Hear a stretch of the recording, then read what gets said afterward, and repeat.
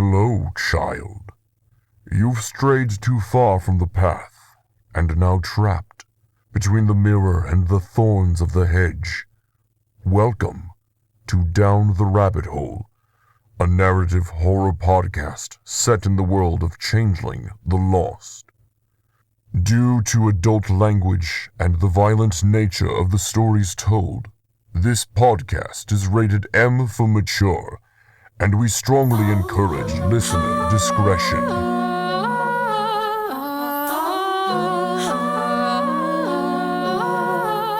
Episode 1, Wishing Well.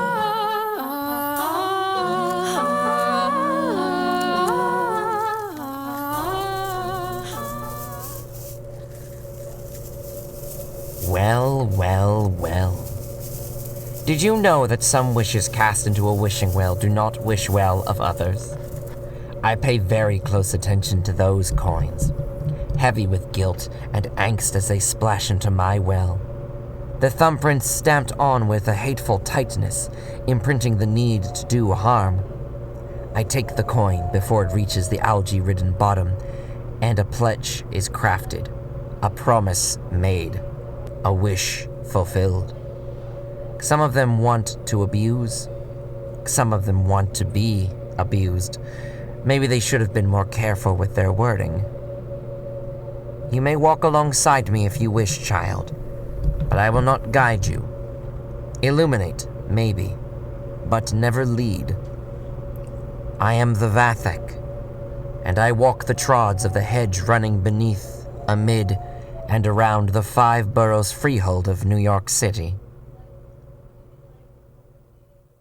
Once upon a time, there lived a girl.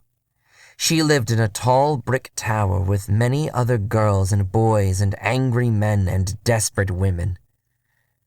Because of her fear of her infrequently visiting father, the girl learned to hide better than any other child.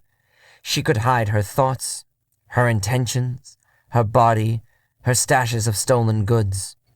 She taught herself the different steps of her people, the patter of children, the rapid clacking of heels, the heavy thuds of boots. She could tell you where the feet were going and how close they were to her. One day, she ran away to find a new home. She settled, for an evening, in a church she thought long abandoned. She tucked her body into a tiny crevice between wooden floorboards and found the basement below was actually a forest, lit by a dim, cold blue sun she couldn't see. The air was thick with floating twinklets of yellow light that giggled as she approached. She had found a place between places, where only horrors grow in the absence of light, of law. As the girl explored the vast, empty forest beneath the world, she heard footsteps and she hid, like always. She tucked herself into a thick tree, and to her surprise, the wood constricted around her. The branches and its sharp, thin leaves descended. The walls leaked with sticky, thick sap, and the trunk closed like a wound around her chest, pinching her legs, and in a crunch, devoured her. A tiny hole in the tree's trunk showed the captive girl a lumbering figure that passed. Against her lifetime of instinct and teaching, she cried out for help. A large, bloodshot blue eye with the sideways rectangular pupil of a goat looked inside to see her. "Hello," came a low, gruff voice. "Would you like to be freed?" The girl said yes. "If I do this," said the voice, "I will ask for something in return, but not tell you what it is until after you are freed. Do you still agree?" The girl, foolishly, said yes.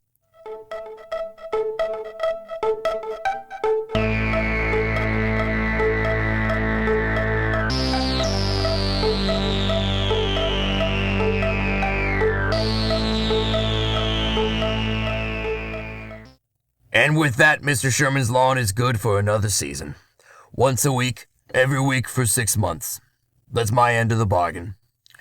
Now I just need to knock on his door and collect my thanks. Should have worded the deal differently. No discrepancies or hominins. You know what a hominin is?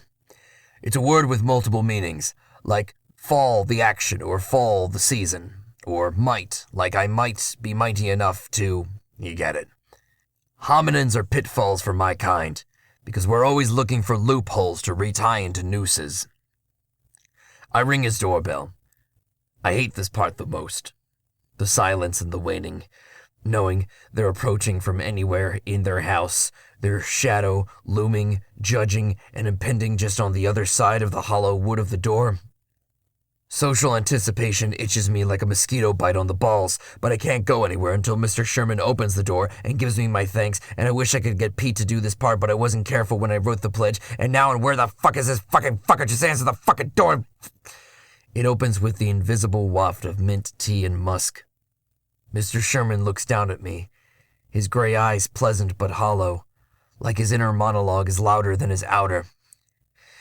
I look up and I startle. His whole head is entirely white now, all of his hair bleached white, and I swear it wasn't that at the start of the summer. Not dyed, just age. "Yes, Mr. Brindle," he says. I have to say my part, but speaking to another person and getting all the right words right in the right order, it's hard when you don't have it rehearsed. It's like if you drop a diamond ring in the drain, so you open the septic tank with a can opener and you hope that the ring shoots out under all that pressure and dark shit and... Lawn's all good, Chief. Have a nice day. "Thank you. You as well. I wanted to ask, may I rely on your services next summer as well? I have several friends I'd be willing to recommend your services to." I hear the words he speaks, but I don't feel them. All I feel is my ears growing warm and my stomach flutter with the reward of glamour, the harvesting coming full circle. The weird stamps my hard work like a gold sticker on a spelling test, and I get chills. It's like when someone makes a chewing noise right next to your ear and you get that tingle all the way down your spine. "No," I say to whatever he was saying. "Won't need to do that. Work done well is reward enough." "Ah, well, goodbye then, and thank you. I've many more phone calls to make today." "Yes." It's the end of the season, so Mr. Sherman hands me an envelope with cash inside. Christ, that ain't right. It's like tanning a cow's hide and stuffing it full of pickled veal intestines. I hate touching paper money. It's a good thing I'm wearing rubber gloves. He closes the door, and I get to leave, relieved. Now, it takes me forever to walk anywhere in this neighborhood, since I gotta sweep every twig and leaf off the concrete because it's not where it belongs, goddammit. I find Pete standing waist deep in a woman's bush, staring at her, though she hasn't noticed. Homeowner is still sunbathing, thinking the high hedges are hiding anything from passerbys like me. I tug Pete's overalls, and he moves through the ivy without disturbing a single leaf. Suddenly the woman notices him because his contract wore off, and she starts screaming, of course, like they all do. For the purpose of what I'm about to tell you, I'm Woodrow Brindle. That's not my real name, obviously, but once upon a time that got stripped out of me. Like every cautionary cliche, I found myself in the wrong part of the woods at the wrong time of day, and part of the old me never came back. I mind the small stuff now more than the big stuff. I don't care about the poison oak on my shoulders or on my chest, or the rills like the undercap of a mushroom under my armpits. Hell, other than that earthly smell, you'd just think I was another port-bellied, hairy troglodyte of an Italian. And that's all the me you'd ever need to see. Pete and I make it back to the truck, and we head south from Woodside to Maspeth. Every time I make a sharp turn, Pete rearranges the mini succulents on the dashboard into a straight line once again. Nervous for its safety, he picks up the emerald spring and holds the pot in his lap, tucking it under the seatbelt. You're a fucking hopeless romantic, you know that, Pete? We slow the truck down as we approach a neighborhood, I'm stuck behind some asshole that's double parked with his blinkers on. Street's too narrow for me to pull the truck around, so I resort to honking the horn. Pete stares at me until I realize I'm not the one he's looking at. I notice the symmetrical perfection of Emily Moon's smile beaming at me from the open driver's side window, and I jolt. She wanted that reaction.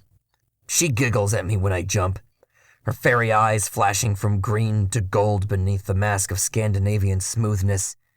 She tells me that courtless bushwhackers like us should know our place, teasing that we shouldn't be this far north into Wintercourt's territory. I mumble something like we're on our way to tribute the witches, but she still wants to start shit. I hear her fingernails against the paint on my door. She wants me to make eye contact with her. She wants to charm me, or harass me, or tell me to put my whole hand in my mouth again. I want her to finger herself with a fucking pine cone. Pete takes a candy bar out of the glove compartment, and he tosses it far out of his window. Emily snaps her thin neck around to chase after it. "Hey, that was dirty, man," I tell him. Pete's not the most rampant user of the Spring Court Contracts of Desire, but against a weak-willed sap like Moon, it's gonna work like a charm. He's technically not even allowed to use those contracts since the lot of us got kicked out of, but then, fuck Emily Moon. It's early afternoon by the time we get to our drop-off.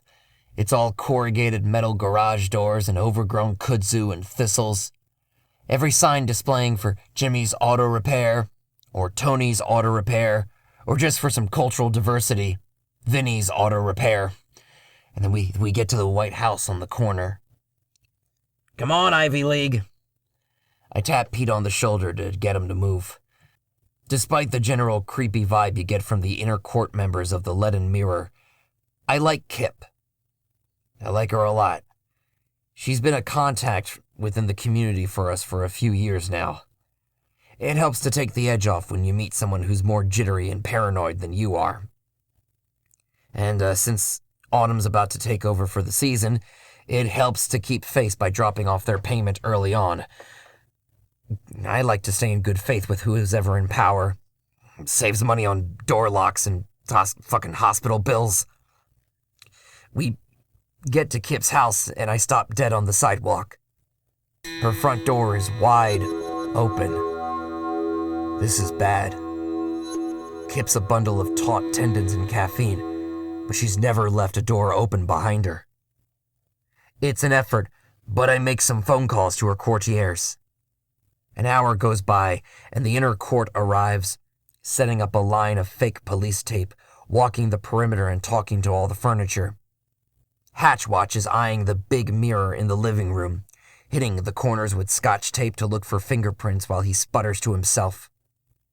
Pete and I are sitting with Kip's human girlfriend, Beth, and she seems to know nothing, save for everything about us. Beth is still in her Chipotle work uniform. She's got a sludge of mascara streaking spider legs down her cheek. The ensorcelled, they're helpful, and at least I never have to explain the built-in eccentricities of being us. Still, it gives her a more justified stare. She sees that Pete's beard is really a green furry moss that's yellowing with the change of summer. She sees most of his skin is textured like a birch tree, and his hair is mainly dandelion petals pulled back into a ponytail. She tries to ask us if it was one of our people who took Kip. I tell her that I don't know. Pete tries to break the tension by handing her the microsucculent he's still holding in his lap from the car. Eventually, the living silver bullet train that is the Autumn King imposes himself within the bedroom.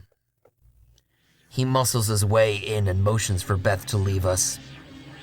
Steel spine Stan hisses through his silver-plated teeth as he lowers himself in a bounce on his knees. The mood in the room shifts to accommodate the presence of his power. The light naturally dampens, like a cloud moving in front of the sun. I hate meeting court kings and queens. They exude weird almost as bad as the others when they get too full of themselves. "Listen up," he says. "You were right to call us. Given your motley's reputation, it lessens my suspicions of you." Fucking rumor. I didn't steal any tome or spell book or whatever dungeon master guide they think I did. He and I both know it's just a fucking rumor. So here's the deal, Brindle, Stan says. We're going to keep this quiet. And by we, I mean you. You are going to keep this as quiet as your partner. In fact, you're going to forget all about this. He's gonna set up a memory wipe ward around the house. He's done it before, and that's not fair. I struggle through pinched eyelids and my rocking head in order to say that Kip was a friend. If I can, I want to help find her. No.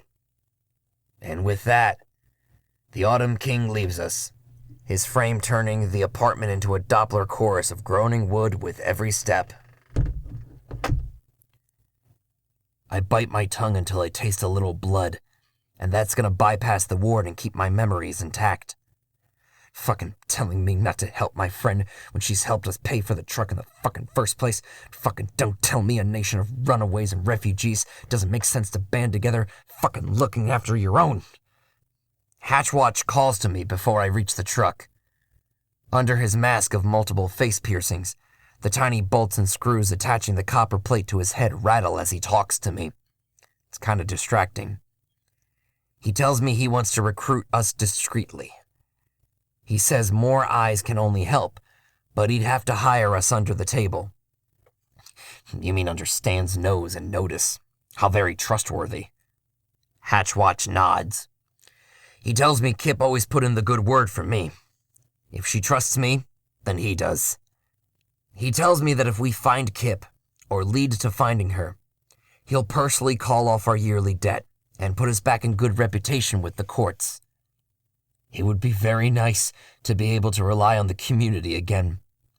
To not have to work overtime and not worry about my own people getting the truck or breaking into my place or graffitiing the truck every fucking week. Hatchwatch extends his hand to shake on it. I know what he's trying. Fucking entrapment. Not this time. I grab his hand and I start talking, and the buzz in my finger tells me that the weird is listening intently. I take over to verbally sculpt the contract and the pledge before he can. I put my reputation and good standing on the line. If I or any of my motley find evidence of Bunyip Kip Wallace, may we be welcomed into all court holdings as friends. If I speak shame of the Autumn Court or its members with honeyed words, may my feet turn to dust and my throat be sticky with stinging. May my paths to finding her be clear and my pursuit fruitful, or may any fruit I carry rot in my touch. I get dizzy. I get lightheaded flutters in the stomach. I just burned a lot of glamour setting up this pledge. Hatchwatch steps back, narrowing his eyes. He sees I'm trying to be clever, and he doesn't like it. He sputters back into the house, hopefully keeping his mouth shut. Okay, Kennywood. I look to Pete. Let's get started. All we have to do is find the greatest escape artist the Freehold has ever known. Any ideas? Pete does his Treebeard impression for a while, and his eyes go wide. He looks down and motions to the grass below us. Someone who runs as well as Kip does so to protect her secrets. Fortunately, we're just the plant men to extract those secrets. Just because she uses magic to cover her steps and make people forget, doesn't mean the vegetation's gonna forget. Once I'm sure Hatchwatch is fully inside and not peering out the window, I pull up a handful of grass and I tuck it into my pocket. One of the blades of grass cuts me, and it's exactly what I deserve. I can hear Walt Whitman laughing from his grave. Now we just need to brew it and drink its memories. Trust me, kiddo. You spend as much time around the fair folk as I have. You pick up on the method to the madness. We're standing outside of a coffee house in a little bit, helpless to enter due to the no shoes, no service sign on the door. Damn it, now I have to talk to somebody. I ask Pete to sprinkle a little desired juju onto an oncoming teenager. He tilts his head, and she takes out her earbuds. She smiles at Pete, and he smiles back. In a few minutes, she comes back outside with a cup full of hot water. She asks if we're sure that that's all we wanted. She asks Pete for his number, and he tells her 3. Then her eyes readjust as the contract wears off, and she storms off, somehow spooked and worried. I firmly hold the cup, and I toss the grass into the hot water. I look away from the smoldering, melting grass. All I can imagine is the soot and the dog piss and pesticides coating them, and how unkind of a burial this must be for them. I immediately regret my decision when I spot a 4-leaf clover curling and sinking into the bottom of the cup. Maybe we'll get lucky, or maybe I just burned and disintegrated any chance we had. I prepare my throat and I take a quick, scalding sip. Pete follows soon after. We sit for a while in the car, walking backward through the grass's recent memories. We go back a couple of days, but nothing really comes up until 2 nights ago. Kip had recently sustained injury, though she wasn't injured herself. She was hurt, but it wasn't her wound. The grass remembered her running through the yard and repositioning itself, so she wouldn't leave any tracks. The gauze she sewed into her shirt prevented any blood from dripping free from her body. She opened her front door and ran inside to pick up something. In her haste, she woke Beth, who was just about to leave for work. Kip mentioned something. Hard to hear. Someone had been hurt.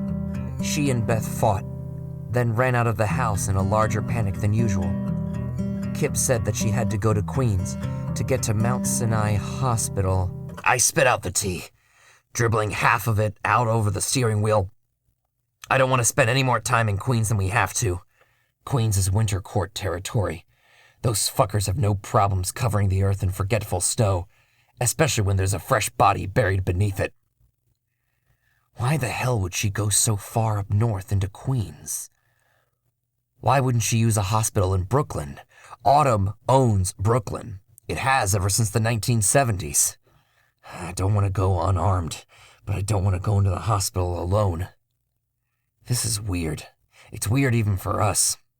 How do you get hurt by not getting hurt? Maybe a goblin contract? Maybe a token she had on her? A payoff? Maybe she broke a promise. You know what, Pete? Let's call in a favor from Gracie. She's just a tad more sociable than I am.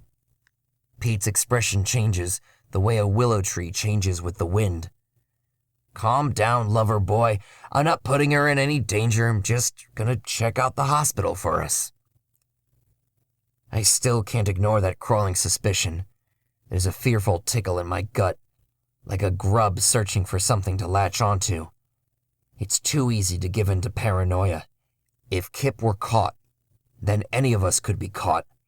Any of us could be recaptured right under the court's noses. We gotta find her. So, turning on the engine, Pete and I head north.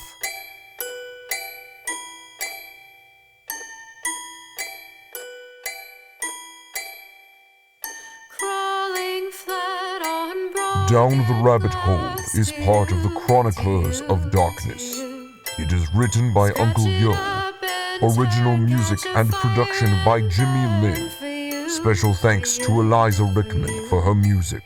Find her and be enthralled with her at ELIZARickman.com. Thanks to White Wolf Publishing and Onyx Path Publishing for this storytelling game of beautiful madness. Comments? Questions? Say your name 3 times into a dark bathroom mirror. Trust me, the gentry are listening. Join us at patreon.com/UncleYo or contact us directly at facebook.com/UncleYo. Game on. Include everyone. And remember that death is more merciful than the others. Catch you next time. Hear the greater call come to break and fall on you, on you, on you. Make a twisted face, walk a light away for you, for you, for you. Get a loaded gun, take a hit.